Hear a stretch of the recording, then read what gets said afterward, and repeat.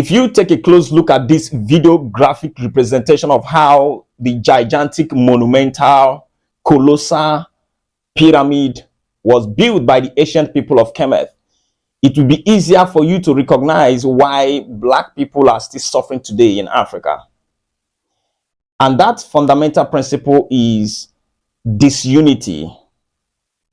We can never build Africa that we want when we are not united.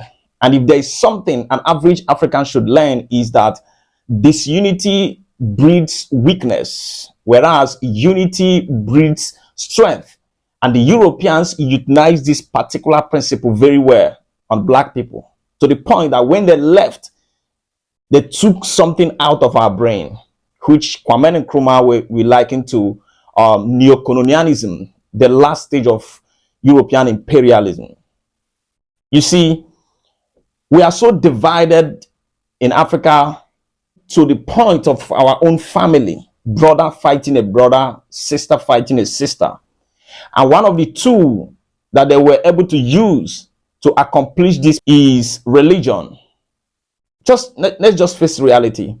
Today, if I have an issue in a place that I'm working, I can literally go to a pastor or a man of God to ask for advice. And the man of God may say that God showed him that the person that did this is my uncle. That automatically creates disunity, chaos, envy, and hatred. And this is what is happening across all over Africa. Looking at this video, can't you see the unity of the people putting together everything that was used to build the pyramid? Because the Europeans don't want you to understand that these things were done by black people. They told you that these things were created by the aliens. This is crazy. And, you know, it gets me mystified each time I try to look at history. If you look at what happened in Addis Ababa in 1963, when the 32 head of states in Africa came together to discuss on how to come together as African people to have a one president, one currency, and one force, you find out that one of the persons that made a very distinctive speech was Kwame Nkrumah, when he said that if we don't unite, we perish. And as soon as possible, we should unite. And he said clearly that we should unite so that these people that becomes president of different nations of Africa should not get used to power. But we did not hit that. Today, an average president in any African nation has get so used to power that he can use it against his own people.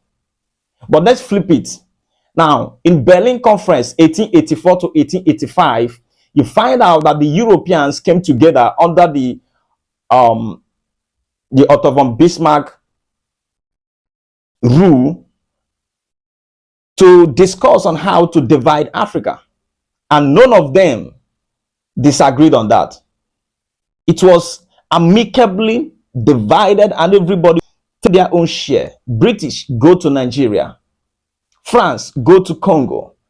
Don't you see, tell the British, don't go to Congo to try and fight with the France. No. Leave it for the France. So why is it that today African people cannot come together to unite back what has been divided by their oppressor? Ignorance. Because today we are so tied to our stupid religion, alien religion that is not ours, that we use it against ourselves to destroy and pillage our people. We have more guns in Nigeria more than the country that produced the gun. The same thing to Ghana, the same thing to Sudan, Burundi, Rwanda. What do we do with those guns? Do we use it for hunting? No, we use it to kill ourselves because we are as stupid as animals in the jungle. It is a high time we begin to trace back our culture and who we are and where we are coming from and how far we have come. Until then, we will continue to suffer as a people. If we don't unite, we will continue to perish. Peace.